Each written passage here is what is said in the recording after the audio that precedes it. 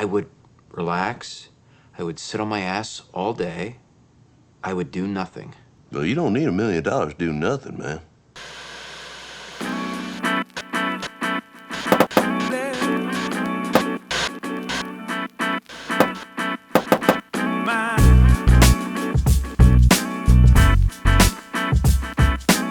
Welcome to the 611 Films YouTube channel. My name is David Groves. This is one of your hosts. With me as always, Neil McKay. What is up? Neil McKay. Hey, why don't we go back into 99? That's what we do, right? That's what we do. We're talking about let's go. Office Space. Office on this Space. one. Comedy, Right. Mike Judge, probably the biggest, a very big cult comedy film that I love personally. I think it's great. I don't know. I actually saw this. I just started working at a movie theater, and this was out. Either it just came out, or it came out when I was. Yeah, it was out. It was out early in February of '99. Yeah. So I had just started, and then this came out, and I watched it.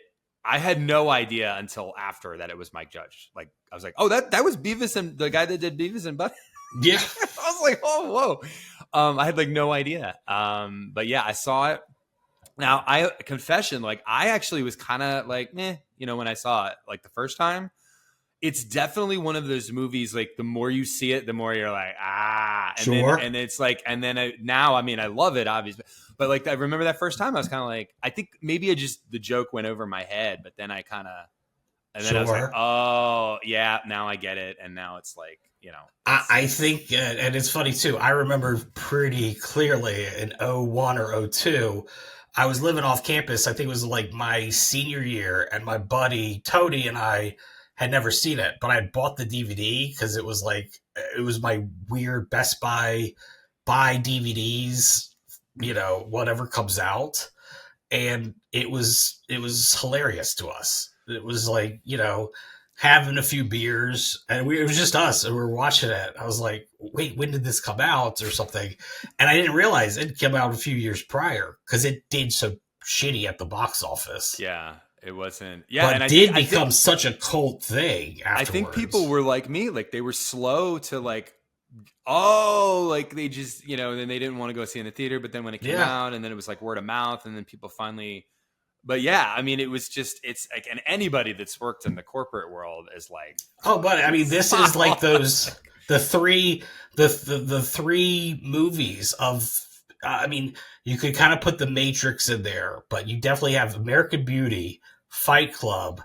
This is more that satirical, like 99. Yeah. What do men do, or what's their purpose? And there's that thematic of that corporate office drone feeling, because that was a big theme in 1999, was that kind of like the office, drone, and there's got to be something better. And and this is, I mean, it's like you said, The Matrix, Fight Club, it's just like American Beauty, like 4 completely different movies, but they all have that. I don't know. I don't even know where to really start with this thing. I mean, most people probably have seen it. Oh yeah, I mean, it's like I was like blanking on the all the quotes. I mean, just the case of the Mondays, and I bet you someone get their ass kicked for saying that, and face the Bobs. Yeah, it's like, I'm gonna need you to come in on Saturday. Like, I mean, it's just so many, and it's like, and the other thing too that I just had to look up there for a second was that Mike Judge, like, he's also got Idiocracy and Extract, which are great movies that were all like things that I kind of like saw way after they came out, and I was like, man, this stuff is so good. Have you seen Silicon Valley? Oh yeah. No, and I love that series show was too. Great too. And it came from Silicon Valley, which was interesting. I didn't know that about. show until the last season, and then it was like unwatchable. But like the first 4 or 5 seasons or whatever. Oh, and TJ Miller left. Well, it was. I mean, and I know TJ Miller's like a douche, but he kind of was like, and I don't want to say he was the glue of the show, but he like made that show work. And when he left, it was like, oh man, I really like, you can feel it. Character. Yeah. But it just got so like ridiculous with the Thomas Middleditch. Yeah. With the back. I was just like, I mean, I know he was kind of silly before, but like, then it just became like, this is absurd. Like all of these things. Right. And then the guy that the CEO Steve Jobs guy was like even more ridiculous. And it was like, this is just Yeah. it jumped the shark.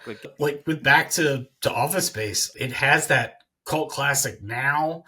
I don't know how many like Gen Ys or like the that would find it, but I remember too, you know, it would play on Comedy Central all the time. It was such a big hit for them, and I remember seeing that also like on Wikipedia or something. But like the whole like casting, the whole ideas of the production. I mean, Mike Judge went through hell to get this movie out there, and the studio being so like, we love the script, but do this, you know. And he was like, Yeah, and I think I didn't know he did. There was a lot. Stuff. Yeah, there was. If you read up on the Wikipedia, it's all there, and I didn't know that too, because I was like, I like this movie, and I don't want to just rehash plot with you, but yeah. No, that's interesting. Yeah, maybe put a little blurb of like what. I mean, even like the gangster rap thing, where they were like, you can't think of that scene without the song of them beating up the so printer. Then it's like how, but then they had a screening where they're like, that's, you know, the heads of the studio were like, no, white guys. And there was like a screening. It's like, that's the funniest thing. That's guys, what makes it. Yeah. That's what makes it funny. And then it's him with listening to the gangster rap in the car that he's rolled up the window. Yeah, so ridiculous. But and you know what's funny? Like you were talking about the production, like so Mike Judge is an Austin guy, and I live in Austin, and I found out like a year ago that I live right down the street from whatever the office building, like the Office Space, like the big exterior. I think it's Innotek, yeah, like the where they did all the exterior scenes of that office building is like right down the road from me. I was like, oh, it's so cool. That is cool. But anyway, that is cool. Fun little back and forth.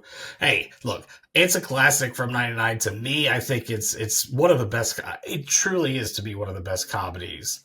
It's definitely satirical. It's not like sort of just the American Pie style of that. It's a slower burn, if you will, or more dry, sardonic. If I think that might be better words. Yeah.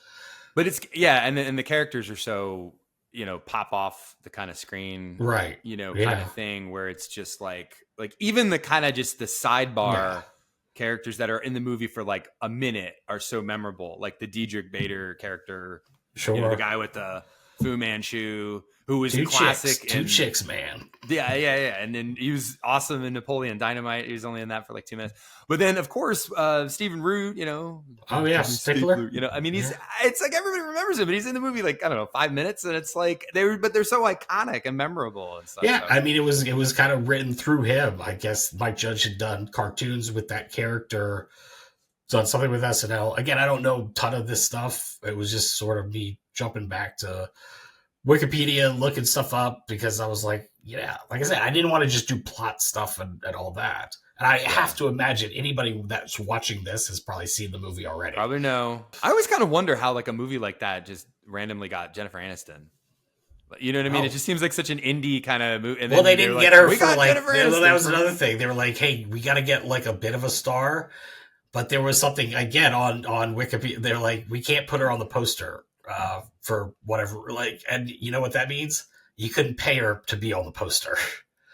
Because of, you know, that kind of money. You have to pay extra for someone to be on the poster. Sometimes, absolutely, dude. Sometimes, yeah. When you have that, you can't just use like a still image. Well, I think there was an idea that she wasn't in it enough to be on it, but then there was a lot of issues with all the you know, doing the marketing, and Mike Judge didn't like the poster anyways. Out of his control, I guess. Sometimes it is. Stuff happens. I wonder if he had any control over like the trailer, because I mean, I don't know. I feel like these filmmakers, they put these movies out, and then the trailer comes out, and they're like, "What the hell? You gave away all the good jokes, and you gave away the ending." And it's like, "What are you doing to me, man?" Like, hey, I agree. That's been years now with giving away everything. Hey, he had like I said, look up the Wikipedia on Office Space if you already seen it. I mean, I've talked a little bit about it here, but just to get a better idea, I would say check that out. He had a lot of things to go through, but in the end, it worked out. It worked out, yeah. Worked out. I mean, yeah, it's one of the most memorable movies of that year.